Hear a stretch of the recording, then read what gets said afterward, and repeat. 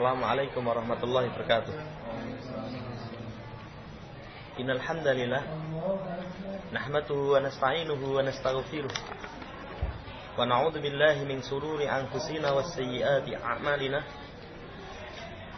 May yahdihillahu fala mudilla lahu wa may yudlilhu fala hadiya lahu.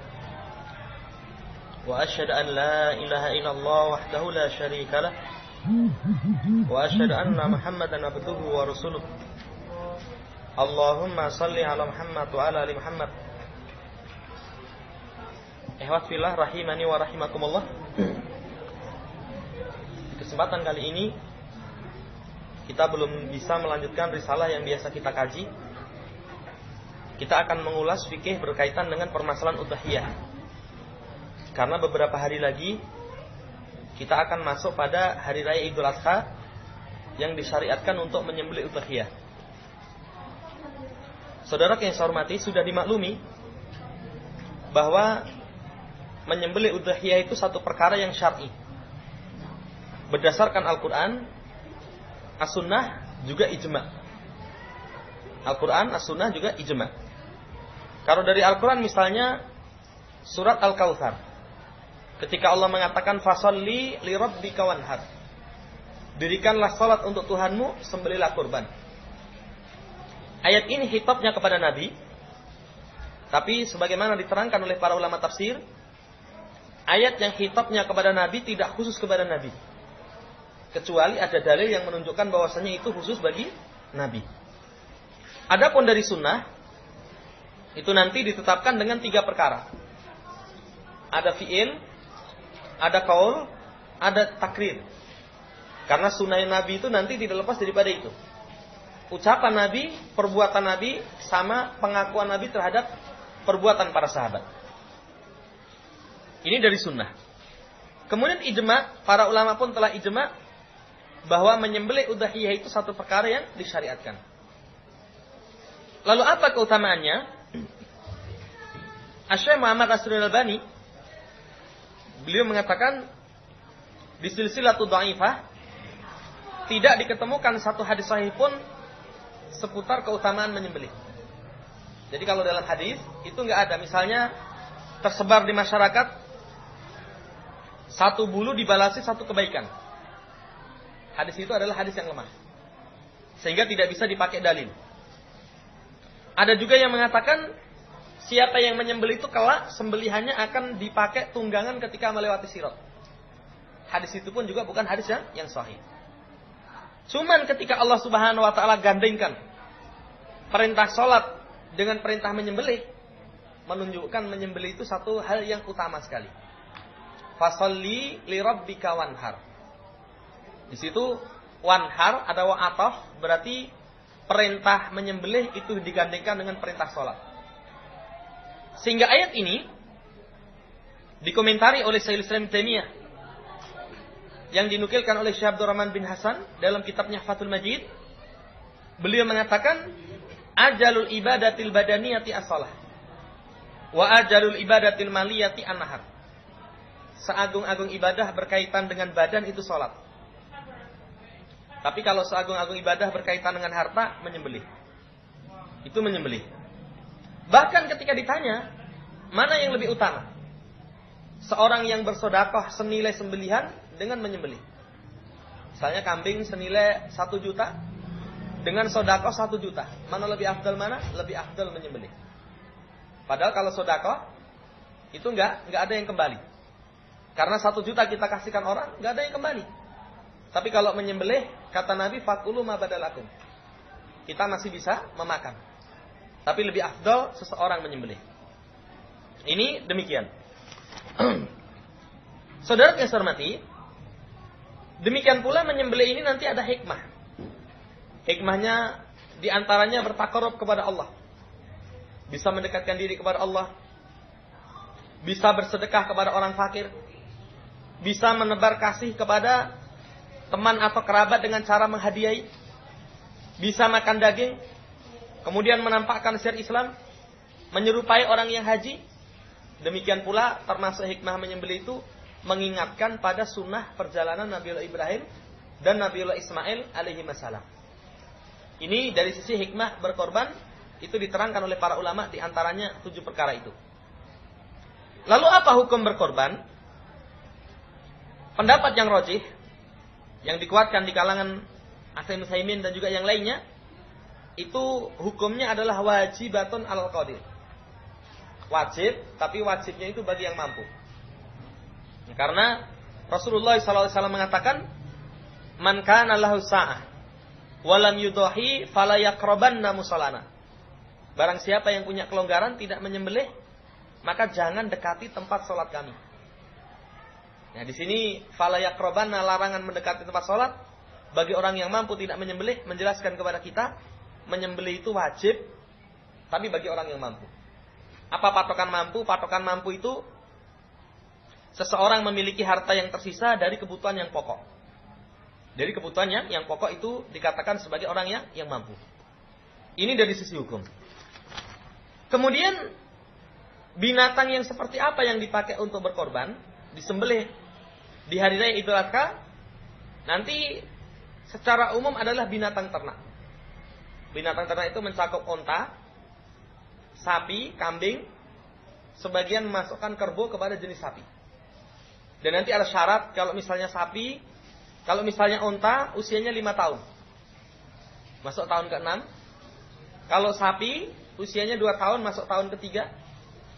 Kalau kambing, misalnya domba, kalau domba 1 tahun atau lebih.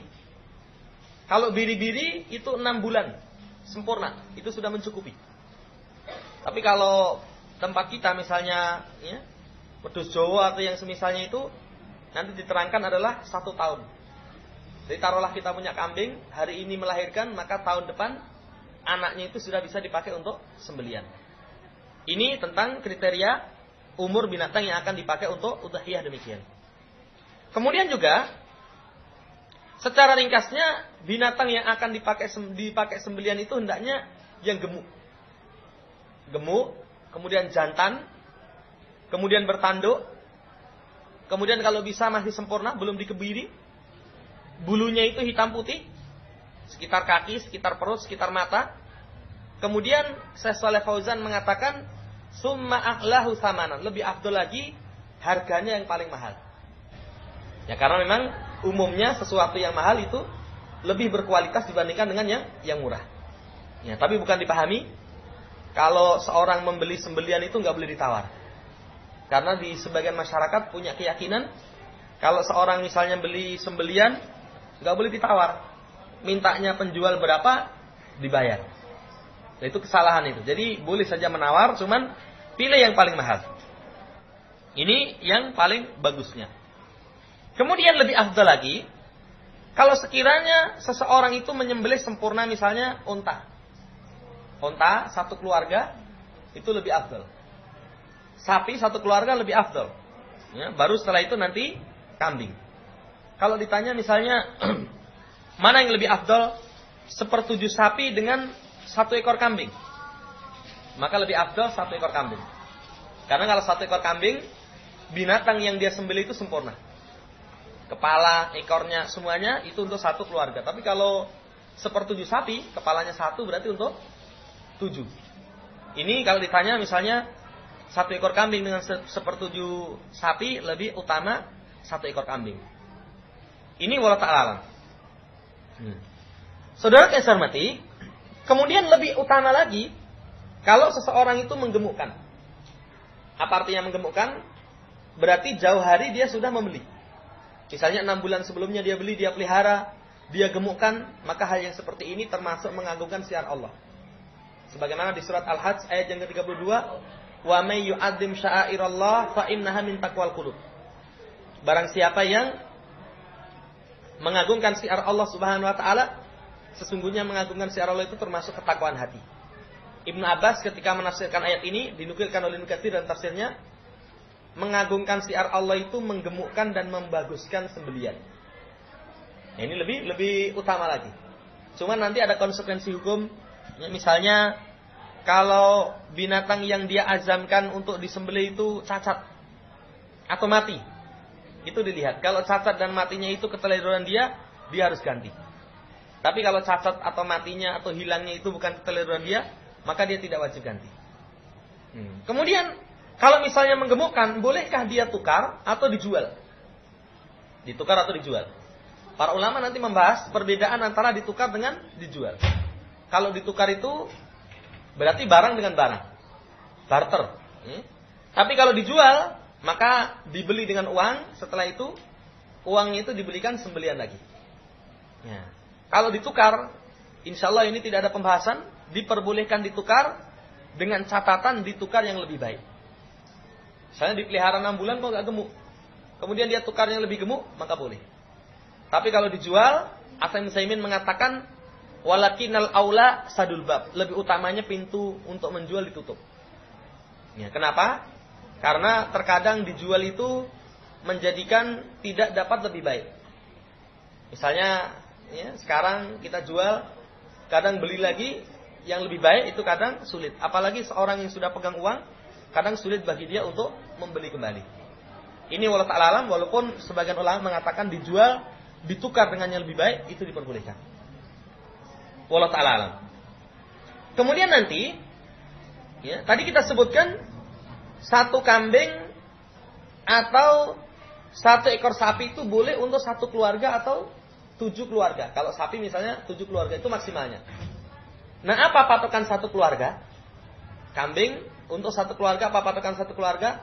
1 keluarga itu patokan yang pertama, seorang yang tinggal seatap atau serumah. Misalnya bapak sama anak sama istri masih seatap, itu dihitung 1 keluarga itu cukup menyembelih 1. Ya. Atau sebagian mengatakan seseorang yang dalam tanggungan nafkahnya. Misalnya ada anak, ada istri, nafkahnya ditanggung oleh bapak itu, maka itu digolongkan sebagai 1 keluarga, itu mencukupi. Ibnu Utsaimin memberikan catatan, di masa sekarang ada sebagian orang, bapaknya nyembelih 1, ibunya nyembelih 1, anak perempuannya belum berkeluarga misalnya, sudah kerja nyembelih sendiri, anak istrinya, anak laki-lakinya sudah bekerja nyembelih sendiri. Ya, beliau mengatakan fahadha khilafus sunnah, seperti ini menjadi sunnah kata beliau. Kenapa? Karena Rasulullah SAW itu memiliki 9 istri, memiliki anak, tapi beliau mencukupkan dengan menyembelih 1 untuk beliau dan keluarganya. Ini wallahu ta'ala alam, patokan tentang 1 keluarga. Kemudian 1 kambing 1 keluarga, di sini terdapat kesalahan di tengah masyarakat kita. Misalnya di sekolahan, ya, 1 kelas, ya, kumpulkan uang, kemudian beli kambing 1 disembelih, itu bukan korban itu. Bukan korban, tapi itu hanya urunan menyembelih kambing. Nah, karena korban itu maksimalnya 1 keluarga. Ya. Ini patokan aja demikian. Atau misalnya bukan hanya sekolahan, bisa juga misalnya 1 RT, kumpulkan uang 10.000, terkumpul 10 juta dibelikan sapi, maka itu bukan korban. Karena maksimalnya adalah 1 kambing 1 keluarga. Wallahu ta'ala alam. Saudara yang saya hormati, kemudian setelah itu, bolehkah seseorang dalam berkorban itu dari uang berhutang? Dari uang berhutang, maka Syaikhul Islam Taimiyah ketika ditanya menyembelih korban dari hasil uang utang, beliau mengatakan boleh tapi tidak wajib. Misalnya sekarang kita belum pegang uang, tapi kita punya pertimbangan, ya, sebulan yang akan datang saya akan pegang uang. Lalu saya pinjam dulu, ya, setelah itu, ya, nanti kalau sudah pegang uang saya akan bayar.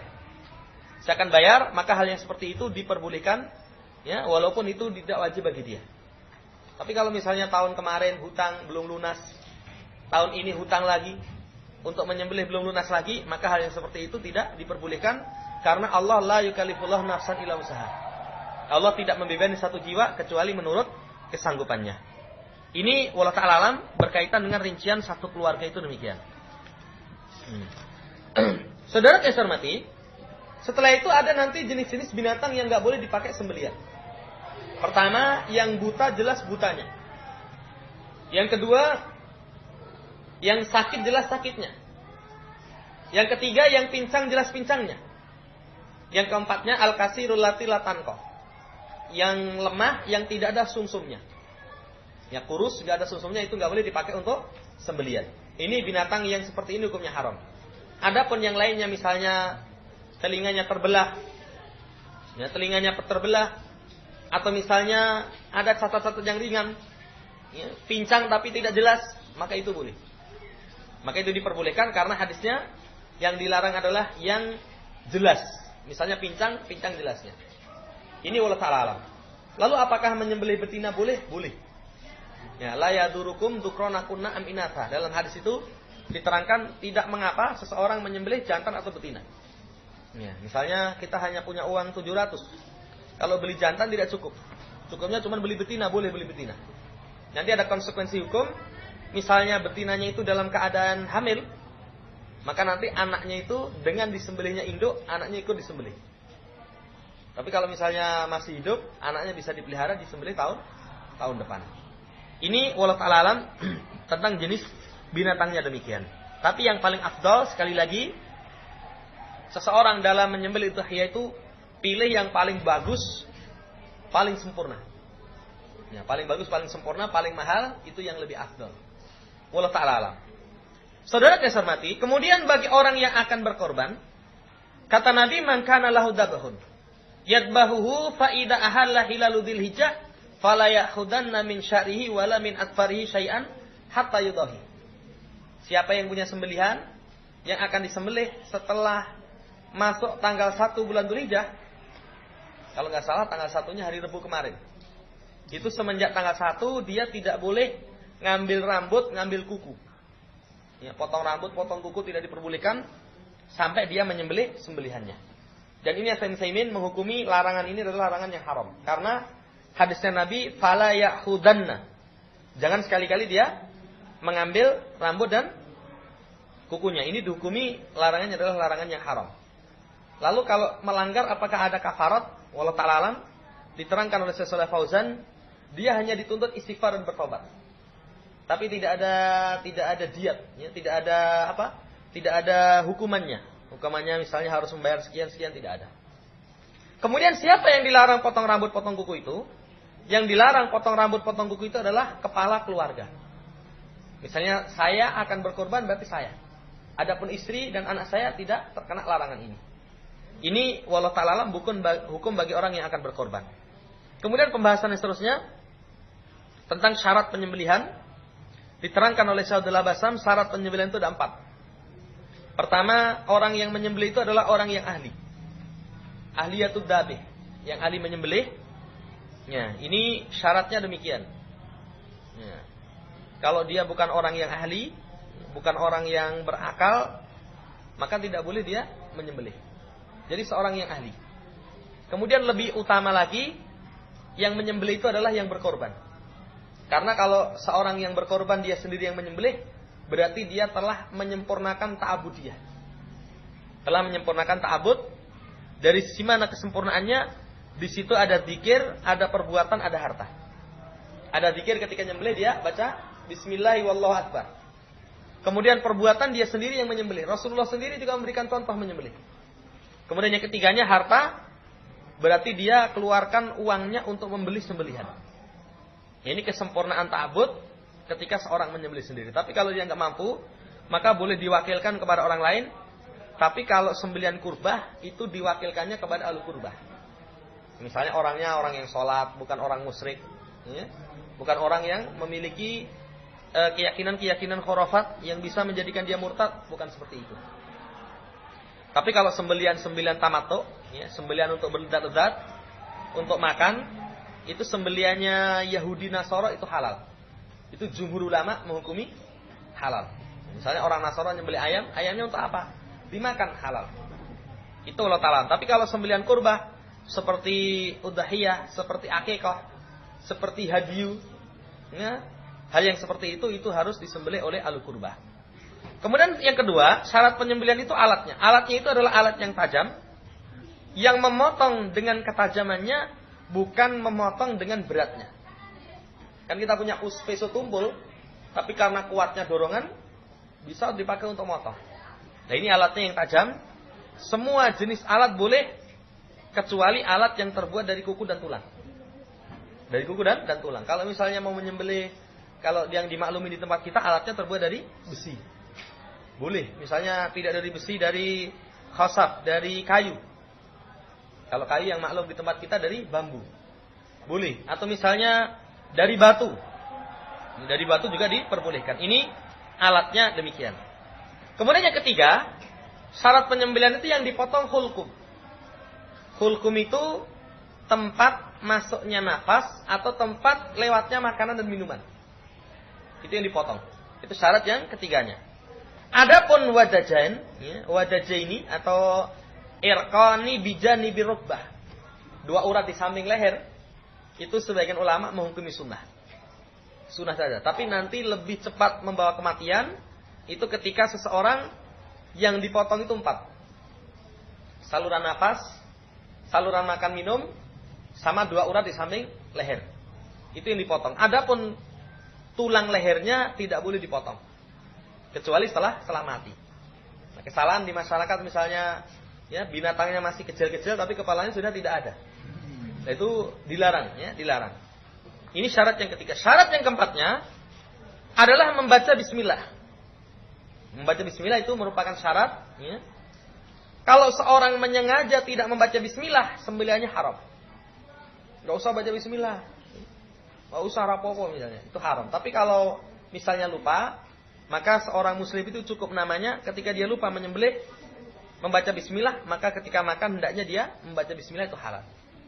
Tapi kalau secara kompletnya, doanya itu adalah Bismillahi wallahu akbar. Allahumma in hadza minka walaka, Allahumma taqabbal min. Ya Allah, dengan namamu, ya, dengan menyebut nama Allah dan Allah yang Maha Besar. Ya Allah, sesungguhnya ini darimu dan untukmu. Ya Allah, terimalah ini dariku. Disebutkan namanya. Misalnya kalau kita sendiri, ya Allahumma taqabbal minni wa ahli. Tapi kalau menyembelihkan orang, misalnya Allahumma taqabbal min fulan, ya, wa ahlu fulan. Dan itu disebutkan demikian. Adapun rincian doa ini, bismillahnya wajib. Tapi wallahu akbar, Allahumma inna hadza minka walaka, Allahumma taqabbal min, itu sunnah saja. Ya, nanti sampaikan di masyarakat, karena di masyarakat kadang kalau nggak disebut namanya, kadang dia marah. Ya, pernah di tahun yang lalu itu panitianya suruh ganti kambing. Kenapa? Karena kambingnya sudah disembelih, tapi namanya belum dipanggil. Nanti kalau pahalanya keliru bagaimana? Nah, ini, ya, tidak pahamnya kepada syariat. Sekali lagi, penyebutan doa yang seperti itu, penyebutan nama, itu hukumnya sunnah saja. Wallahu ta'ala alam. Kemudian, bolehkah seseorang itu menyembelih atas nama orang mayit? Menyembelih atas nama orang yang mati, itu diperbolehkan. Pertama, dengan syarat itu merupakan wasiat. Misalnya bapak kita hari ini sudah beli sapi. Ngomong sama keluarganya, wahai keluarga, wahai anak-anak, ini sapi kita akan sembelih pada hari Idul Adha. Tapi Allah menghendaki sebelum hari raya Idul Adha, bapak sudah meninggal. Bapak sudah meninggal, maka boleh sapi itu disembelih atas nama bapak.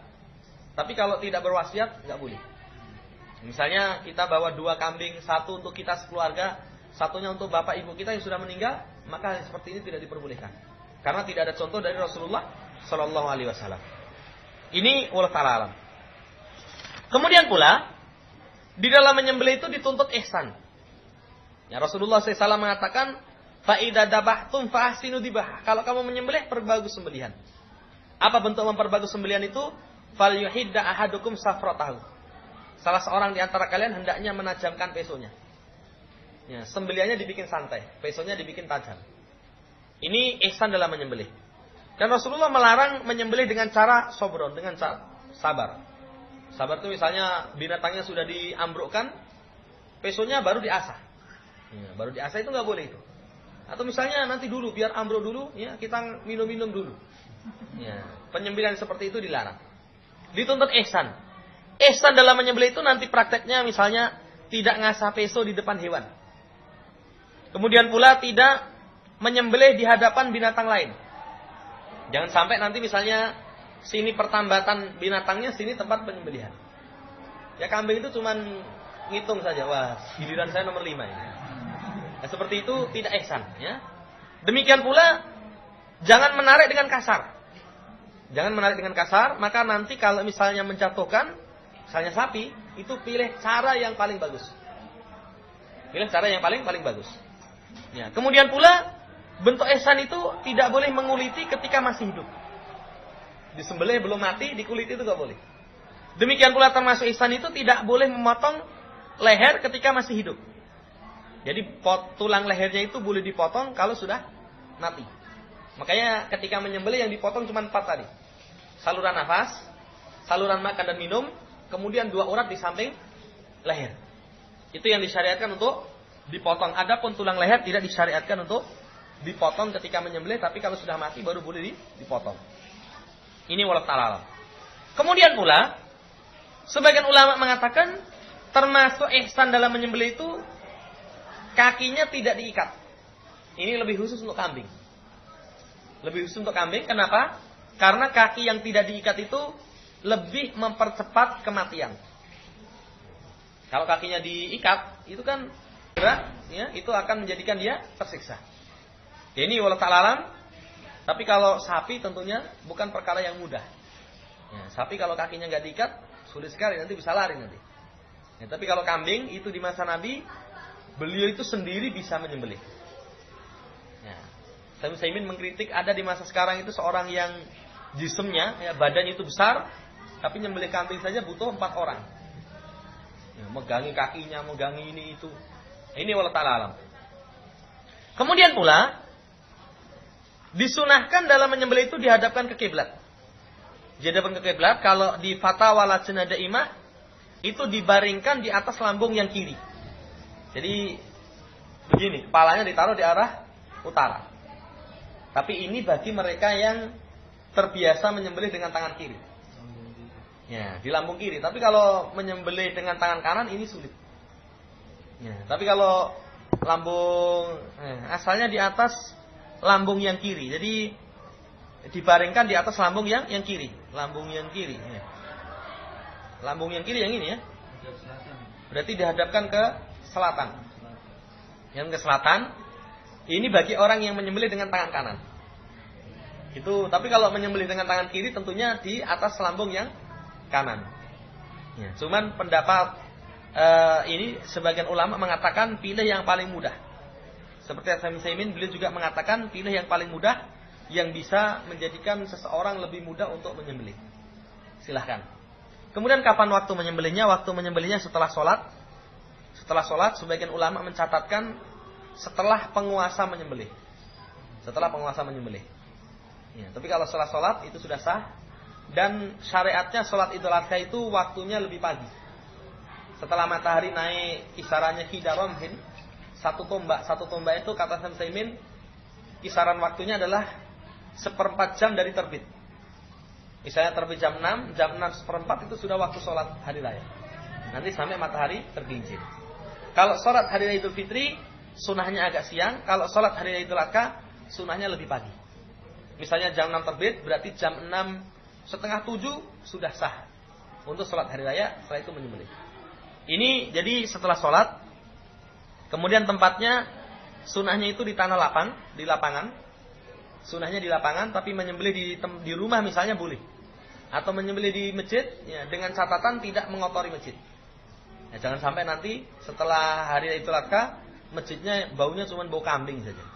Ya, ini dihindari, ya. Tapi selama tidak mengotori, ya asalnya tidak ada larangan. Ini wallahu ta'ala alam. Kemudian berapa lama seseorang itu disyaratkan menyembelih? Disyaratkan menyembelih itu 4 hari. Tanggal 10, kemudian ayyamut tasyrik tanggal 11, 12, 13, berakhirnya tanggal 13 waktu asar. Jadi 4 hari, boleh siang, boleh malam, nanti dilihat mana yang sempat. Misalnya orang sempatnya malam hari juga boleh menyembelih.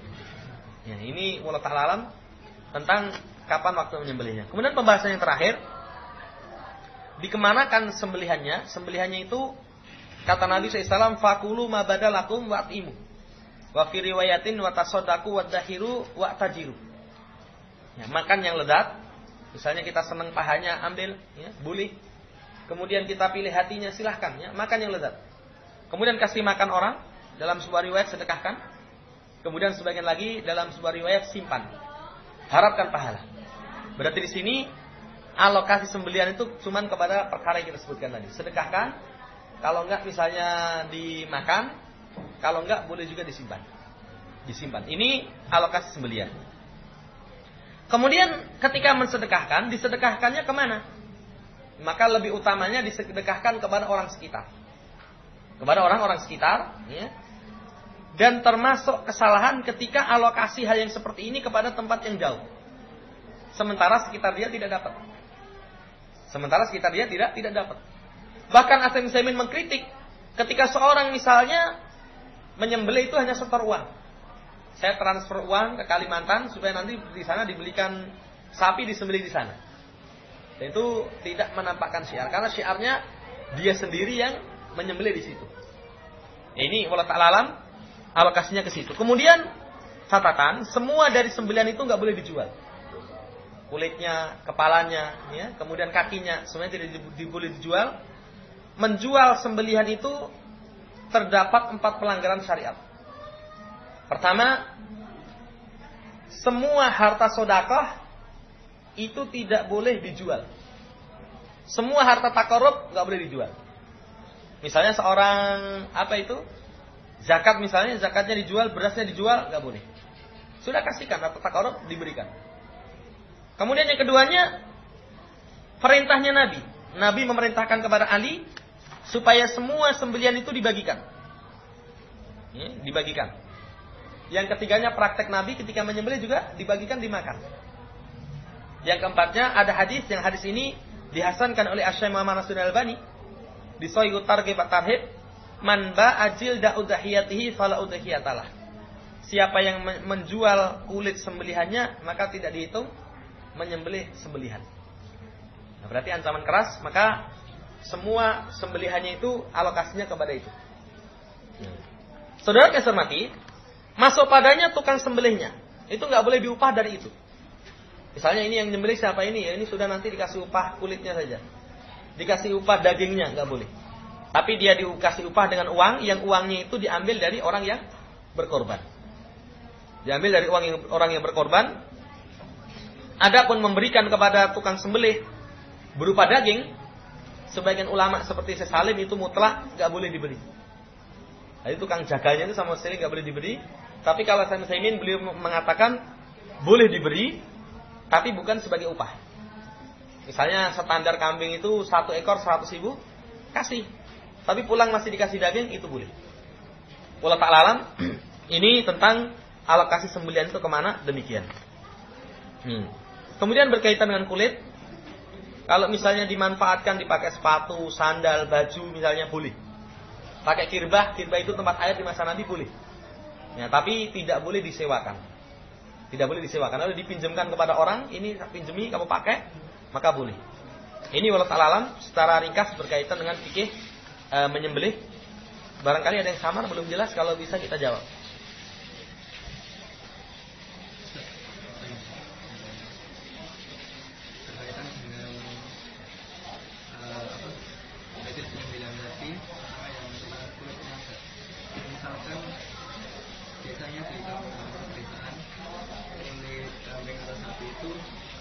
Diberikan kepada panitia dari panitia itu mengulangi.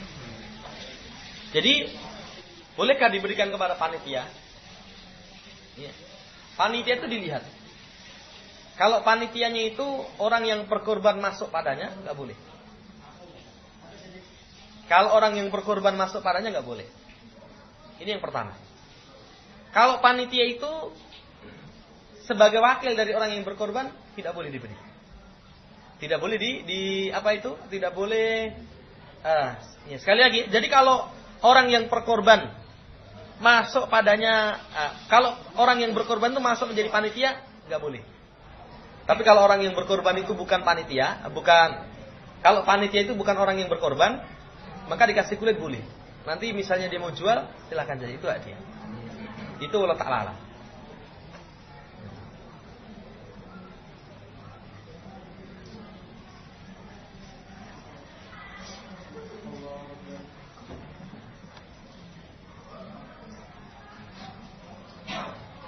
Jadi kalau dalam satu rumah itu lebih dari satu kakak, misalnya anaknya sudah nikah tapi masih seatap, sebagian ulama memaknai di satu keluarga itu adalah seorang yang masih dalam tanggungan nafkah.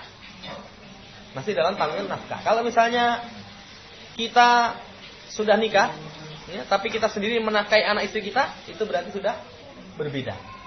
Tapi kalau misalnya masih tanggungan nafkah bapak, kan ada misalnya anaknya sudah nikah, tapi masih di situ, makannya juga, masaknya juga sama. Ya, makanya seperti itu termasuk satu keluarga itu cukup dengan 1 ekor kambing. Wallahu ta'ala alam. Cukup? Misalkan sapinya itu dari pihak keluarga tapi tidak, misalkan untuk keluarga tapi hanya untuk 5 keluarga saya, Boleh. Jadi misalnya sapi itu bukan untuk 7, boleh. Sapi untuk 1 keluarga lebih afdal lagi. Jadi maksimalnya 7 keluarga, maksimalnya. Kalau kurang misalnya 4 orang, 4 keluarga juga boleh. Tapi maksimalnya adalah untuk 7 keluarga, itu sapi. Ini wallahu ta'ala alam. Jadi sekali lagi, kalau misalnya maksimalnya 7 hanya 5 boleh. Lebih utama lagi kalau misalnya 1 sapi 1 keluarga. Wallahu ta'ala alam. misalkan ada bagian dari tubuh hewan kurban, misalkan tanduknya itu cuma dibiarkan aja nggak diapa-apakan tuh boleh nggak? Tidak mengapa. Tidak mengapa misalnya dibuang ya. Tapi selama masih bisa dimanfaatkan, dimanfaatkan. Ya, tapi sekali lagi nggak boleh dijual. Dimanfaatkan apalah, untuk apa misalnya, untuk apa itu? Tekan atau apa? Ya, silakan. Wallahu ta'ala alam.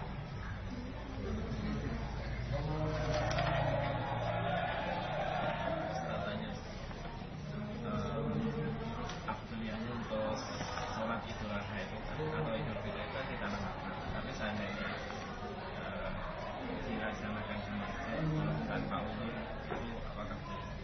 Sholatnya tetap sah. Cuman hal yang seperti ini menjadi sunnah.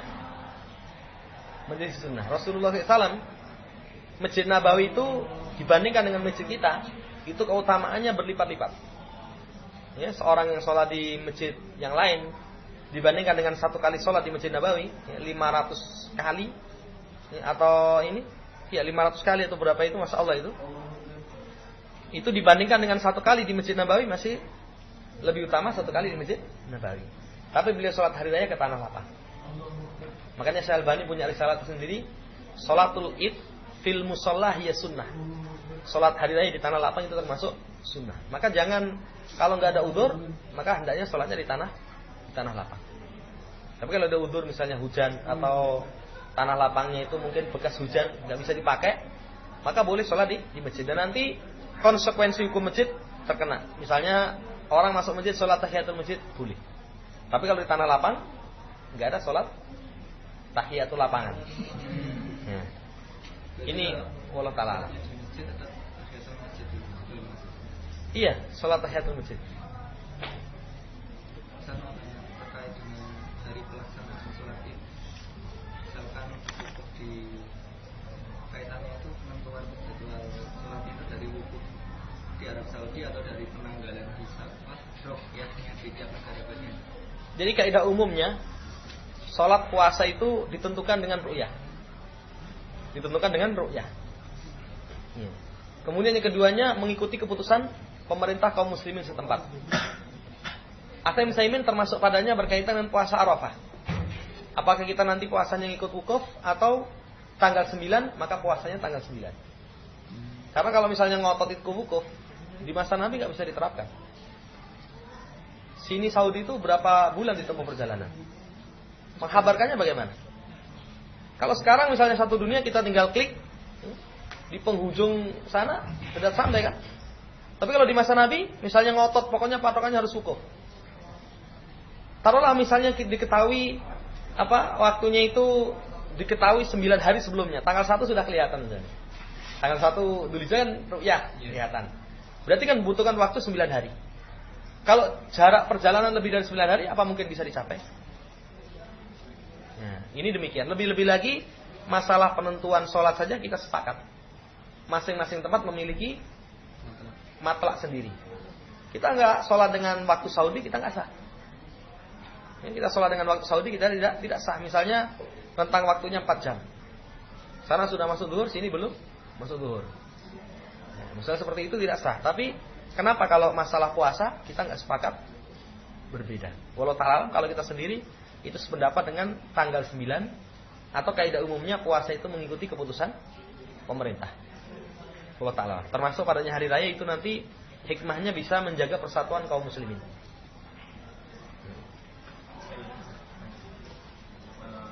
Berhubungan dengan khutbah dalam sholat Id, apakah khutbah dalam sholat Id itu dalam mendengarkan khutbah apakah sama seperti khutbah pada sholat Jumat, artinya jamaah itu harus diam, tidak boleh seperti itu. Yang kedua, tata cara khutbahnya apakah sama seperti tata cara khutbah Jumat atau ada perbedaan? Jadi khutbah hari raya itu berbeda dengan khutbah Jumat. Kalau orang misalnya punya kesibukan, selesai sholat dia pulang, nggak mengapa, tidak mengapa. Ya, cuman sebagusnya sunnah mendengarkan khutbah itu kita berikan contoh kepada kaum muslimin. Ya. Kemudian kalau misalnya seorang Jumatan waktu khutbah dia berbicara, sia-sia kan? Tapi kalau hari raya tidak. Ya, tapi dengan catatan tidak mengganggu orang yang di sekitar dia. Tidak mengalahkan bunyi suara khotib yang berkhutbah. Ya, kalau misalnya kita hanya ngomong sekedar nanti habis pulang mampir ke rumah, ya, tak masakkan tengkleng misalnya, ya boleh saja. Ya, itu tidak seperti khutbah Jumat. Ya, kemudian kalau khutbah Jumat ada 2 kali, kalau khutbah Id 1 kali. Walaupun di masa Nabi beliau setelah selesai khutbah umum itu menasihati para muslimah. Yaitu para ulama nanti membahas kalau misalnya mau dilakukan juga boleh. Kalau enggak misalnya secara umum dalam khutbah yang satu itu kemudian disinggung dinasihat khusus kepada para ummahat, itu pun juga diperbolehkan. Wallahu ta'ala. Jadi berbeda dengan khutbah Jumat. Cukup sampai sini. Ya, mungkin ini yang bisa kita sampaikan. Kurang lebihnya mohon dimaafkan. Subhanakallahumma rabbana bihamdika, asyhadu an la ilaha illa anta, astaghfiruka wa atubu ilaik. Assalamualaikum warahmatullahi wabarakatuh.